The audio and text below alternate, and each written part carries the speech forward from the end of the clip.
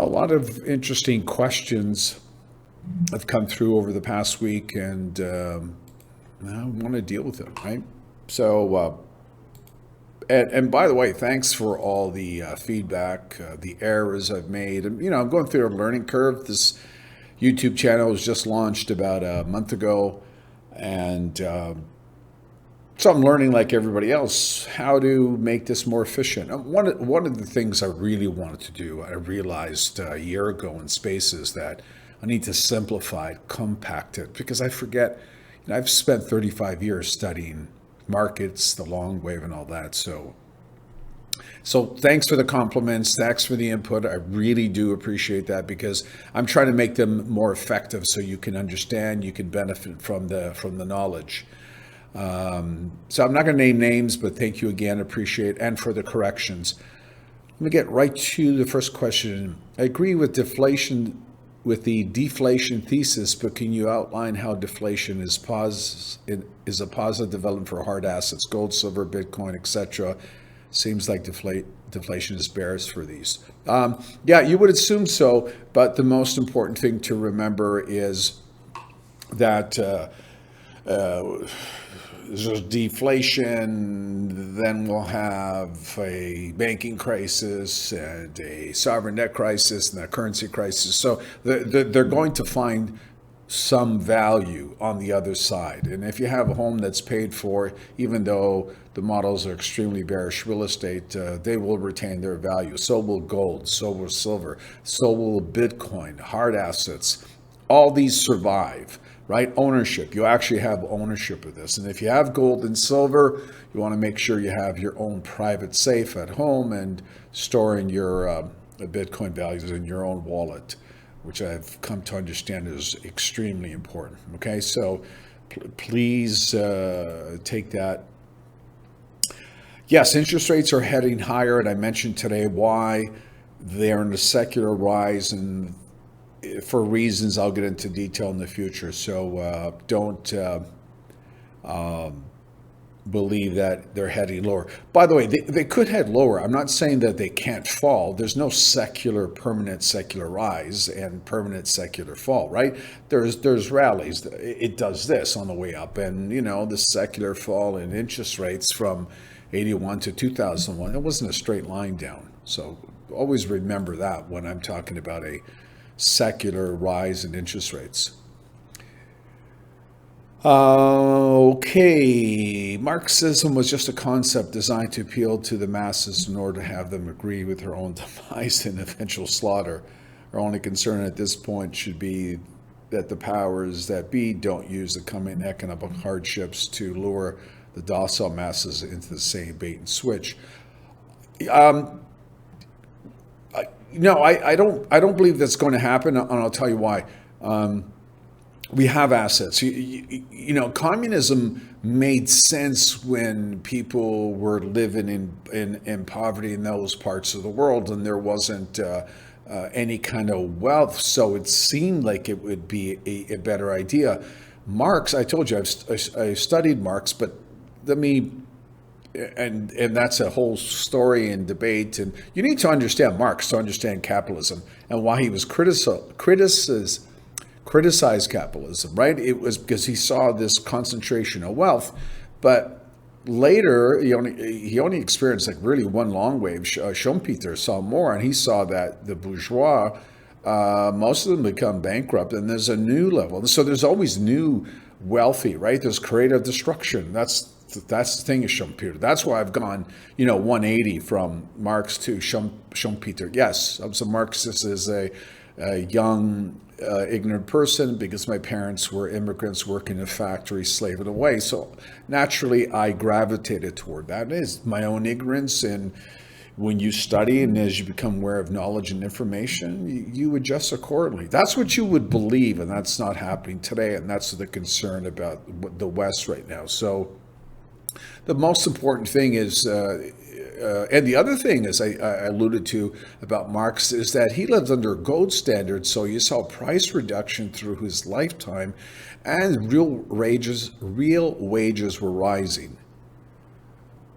Unlike today, for most of the West, real wages have been stagnant since the early 80s, and we've made up the difference going into debt, and that's why this is coming to an end. But great question, anyways.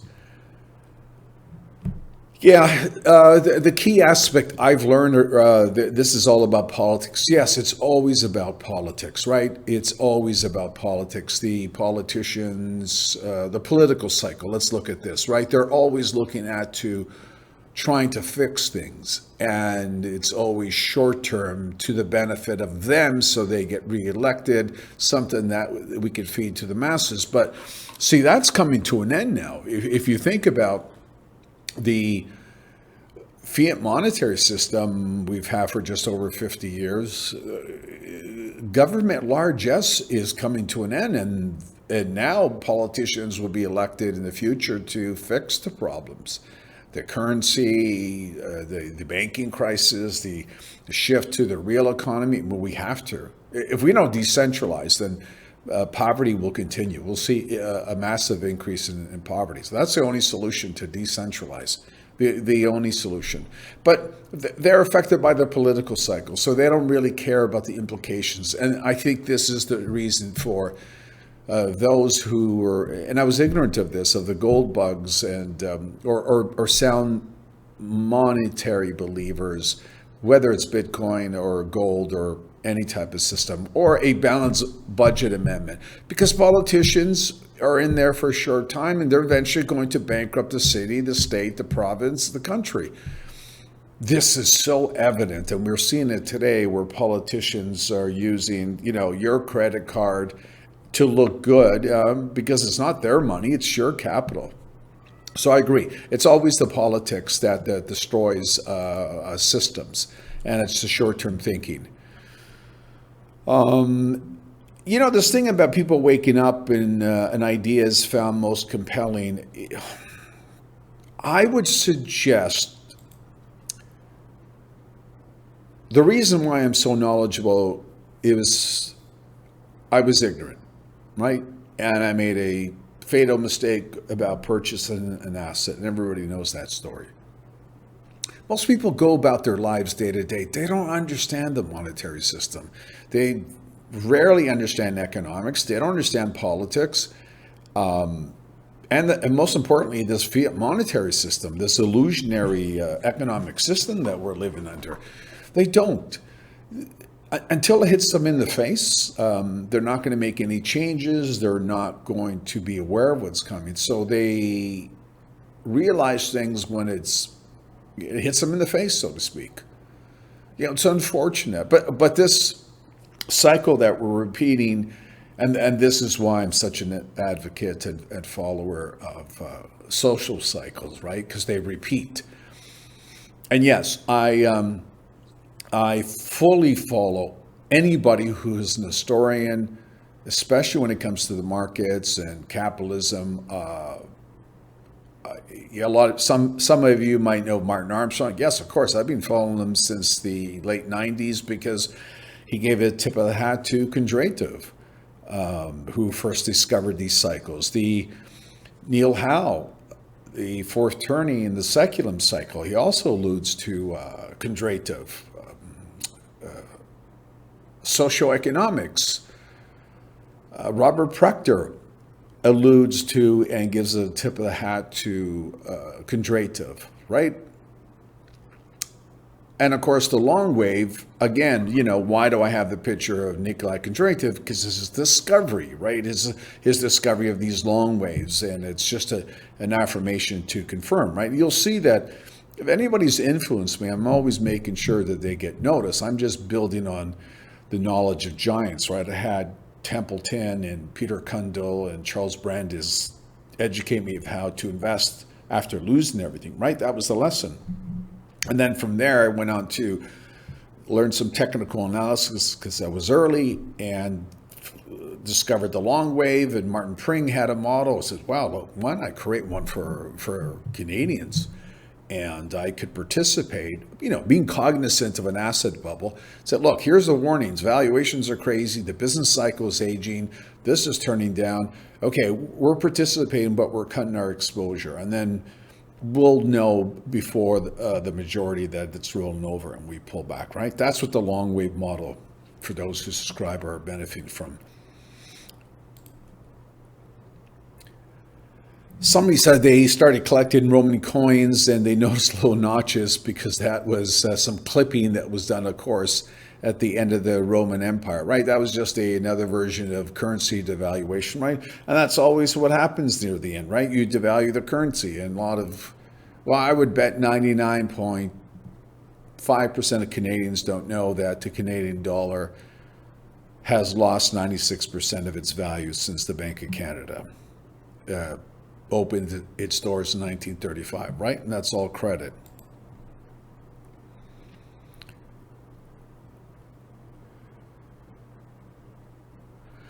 Yeah, there's a question regarding the charts in the first 2020. Well, what happened was that years ago with low interest rates, I knew they were going to kick the can down the road. Did this model see COVID? No, the fourth turning did. The model knew that after getting real estate wrong, I got everything else right. It's like, okay, what's going on here? And then when I came to understand what's going on with the markets and this Keynesian stuff, and they were going to kick the can down the road, obviously, what was the only thing they could levitate? And that was real estate, because it's predicated on cheap credit. And we had interest rates that were giving away credit for the past decade. And the demand naturally was going to peak in the early 2020s. So that's why I started making a forecast. But did I ever think that society would level or leverage from 0% interest rates as they did in real estate in 2020, 21? No, and that's what makes it more precarious on the other side of this, right? Because there's no interest rate safety net for those who levered from there. And it's Canada, the United States, New Zealand, and Australia. I've talked about that. Would you recommend selling principal residence, no mortgage, and renting for a few years? Personally, I wouldn't. You need somewhere to live. You don't know if that's your only asset. That's a personal choice with your advisor. I can't be specific, right? See, I'm no longer a financial advisor. I did that for 23 years, and I enjoyed it at the time, but I knew that what was going to come, I couldn't protect my clients. I left. I went, as I mentioned, a spiritual journey, and I came back because I'm just still fascinated. And I went through health issues, and I overcame them. And finally, the past couple of years, I've recovered and said, hey, why don't I launch a model, educate people at the LongWave, and people want to use the model that I built, back testing it for over the past couple of 100 years, just from insights from the greatest minds, greatest books that are out there. It's not difficult to build one. So I didn't see that, but it just confirmed that, it's now over. And even though I have two charts, one, the demographic real estate model peaks in 2022, and the other one, 2024, next year, I had to watch interest rates confirm that they're in a rising trend, and that was going to be the end.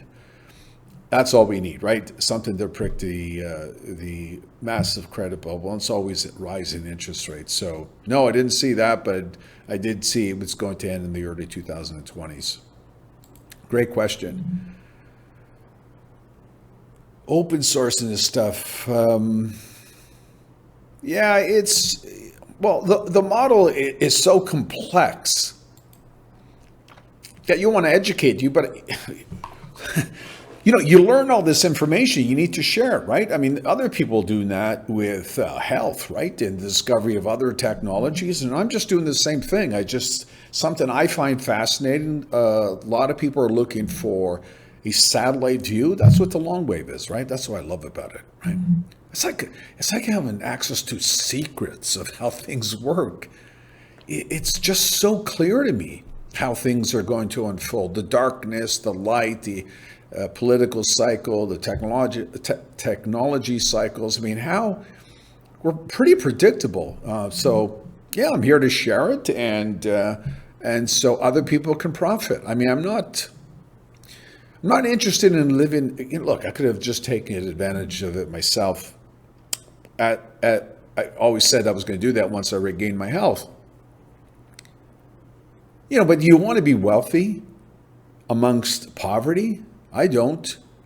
Have you ever gone to Cuba? Love the place, love the people, but I just couldn't handle. Went on a vacation and I couldn't stand the poverty around me. It just didn't feel right. Other people can do that. I just can't.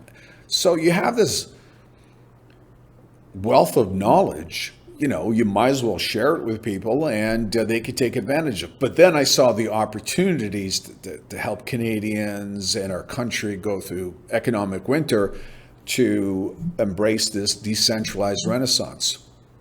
And if you try to thwart it, remember the LongWave is a social cycle of society and their reaction to its environment and technologies and innovations and what we want, all that. So that's what's driving it.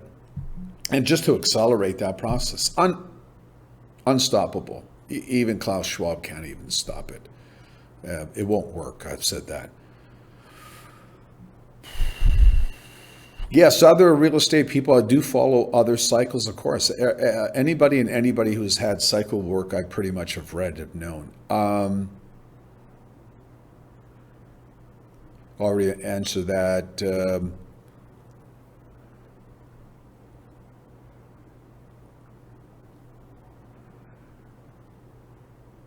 Yeah, that's with regard to foreign investment. No, I mentioned this before about real estate. Capital always does fly into areas that are hot, even for foreign capital. I mentioned that before. Yeah, we're getting too specific. I can't answer specific things, right? Because I don't know your financial situation. You need to work with an advisor. I just can provide a model. And then whether you can work with your advisor and if he or she wants to adopt it, that'd be great, right? Yeah, I'm glad you like the graphs and charts. Again, it's to keep it simple, educate, and get right to the point. It's growing. How big of a drawdown? Much bigger than anybody is predicting, and I'm not going to want to terrify people, but it's just typical bubbles. It's always happened before. Okay, I think I've answered that. Good, it's not too long about questions, and again, I appreciate it. Now, I'm going to deal with something here just to update very quickly. I already did mention this in the video today, but if you haven't seen it, this is where we are in the cycle. Right, you can see that the financial cycle peaked in 2024 next year. And if we look at where we are presently in the business and sentiment cycle, right? Now, what to do, I can't be specific, right? Because specifically, you're in a different part of your life cycle, you have different kind of risk, whatever. So I have a general model. It's across the board. It's really designed for me and baby boomers because assets are overvalued and they run the risk of losing its value, right? Because they're artificially high. But it applies to anybody can use the model. And it's really designed to invest, not speculate. And you want to invest when assets are cheap. And at the bottom, of course, when a new business cycle starts. So the obvious one I am giving away, to fairness of the paid subscribers, is, which everybody knows, I'm extremely bearish on real estate. And it has, interesting enough, which is not typical, it has a very high cash position. And the rest is invested in areas where there's opportunities to make some money. So we're just running with the business cycle. Now, the issue we have regarding investments or what is occurring with this cycle. I want to address this and then I'll end it. The most important thing that you can take away is that we're shifting here. And we're shifting from a system, right, that is failing because everything they're doing is making it worse. In that, this bubble should have ended a long time ago. And they believe that they're fixing the problem, but they've made it worse by having not only the private sector in debt, but so are governments. They haven't definitely learned the lessons of history. So when we approach the crisis, the solutions are creative destruction has to occur. We have to rethink about, do we even need a central bank any longer? What type of monetary system that will protect the income and the wages of the workers, the middle class? The wealthy, they will do fine on their own. But really the majority of the public, we need to address those. What does the economy look like? How do we create real wealth, not phantom wealth? And I believe it's plainly obvious that the reason that they're trying to propose this UN agenda, it's simply because they're losing power, right? I mean, here's the LongWave, right? This was the 1930s, and it was going towards centralization, and now the pendulum is going back the other way, toward decentralization. It's just how cycles work. And we'll see creative destruction in energy, we'll see creative destruction. And I mean, when I say creative destruction in energy, it has to come from itself. You cannot shut down oil. We would have mass poverty and that whole system will collapse. So I'm not a proponent of the Green New Deal or whatever. The new systems aren't green. CO2 is the most green thing you can do. We have issues of pollution, but in terms of, we're going to have oil and gas, whether we like it or not. Small scale nuclear and solar and renewable energy, they're growth industries. They will do well. We're going to have creative destruction in health, which is exciting, right? Genomics, stem cell revolution. I mean, we have it today. It's just the costs keep falling, and it's there to pick up because our sick care system is not sustainable. We can't afford it because we don't have the economic growth. We have a diabetes epidemic, and we have an aging populace. Thank goodness there is answers. The answers are so good. I don't believe anybody will be 30, 40 years from now disabled or aging badly. That would be the next step for humanity, right? Basically, we all, and we could be productive. I think this whole pension idea is going to also, because of that, fall apart. We'll be working in some capacity all of our lives because we want to be productive. Impossible to have a pension system when you have a flattening population pyramid. That is ending within the next decade. I mean, everybody recognizes that is also coming to an end.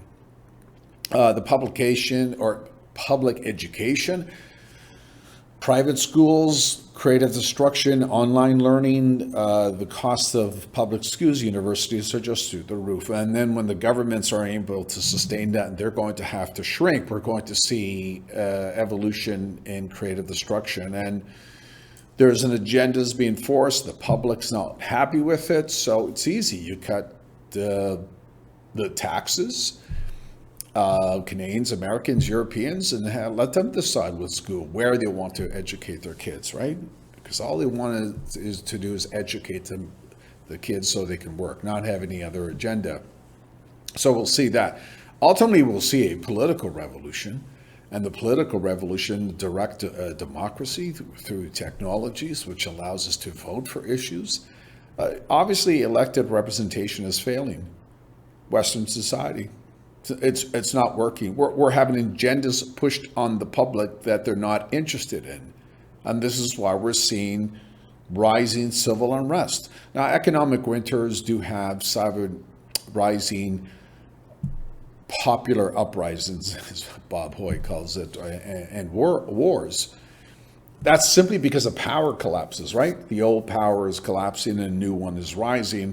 We go through this period and then we're sick of the war and the fight. We the new systems emerge, creative destruction happens, then we boom again, right? But that's not going to happen until 2040, more than likely. That's the earliest. It could happen sooner, but we have another 8 to 10 years of this because it's really a battle with the old and the new, and the old don't want to give up power. Does that make sense? So anyways, that's pretty much it for, today. I don't want to go any longer than this. Always remember where we're headed and to be optimistic in that patent growth is at a record high, and I'll post this in the future, record relative to the size of the population. So even though the population is slowing dramatically, Malthusians, pay attention, please. Innovation is still skyrocketing, which is great news for the future, which means society only stands to benefit. And that's where we'll create real wealth and a great standard of living. Now, we're going to get away from this real estate dum-dum we went through and get back to creating real wealth, right? And that's going to come from technology, and that's going to come from manufacturing. It's done locally with 3D printing, artificial intelligence. I mean, that is exploding like crazy. And we need that, by the way. I wouldn't be fearful of it because we have stagnant workforce. Even though the population here in Canada is expanding, the workforce is stagnant because we're aging, right? So that's an important point. Anyways, as always, if you have questions, mark them as you watch the videos. And if there's something you want to ask me, you can contact me through the website. And I think I've mentioned this, starting a week Saturday, I will have a monthly live for a couple hours, about 11 a.m. Eastern Standard Time. This will be about helping people who are going through this real estate deleveraging and collapse, whatever. I've been through it. You know my story. I want to help people. I've said that when this was going to happen, that I can articulate, because it is a very difficult, challenging, and stressful period in your time. Your whole values and you're thinking about yourself and your family. It affects relationships. It did affect mine dramatically. So I'm not going to deny that, but I can help you through it, right? That's one aspect of why I've wanted to launch this website was to help people with the transition, help the public through economic winter, help businesses find opportunities to prosper, give them a competitive advantage with the model, and investors who want a satellite model of how to allocate assets. A consistent one. Everybody has access to it. It's inexpensive. So whether you're worth $100 million or you're worth $20,000, you can benefit from the LongWave model. Okay, I've said enough. Thanks as always. Thanks for watching, and we'll talk soon.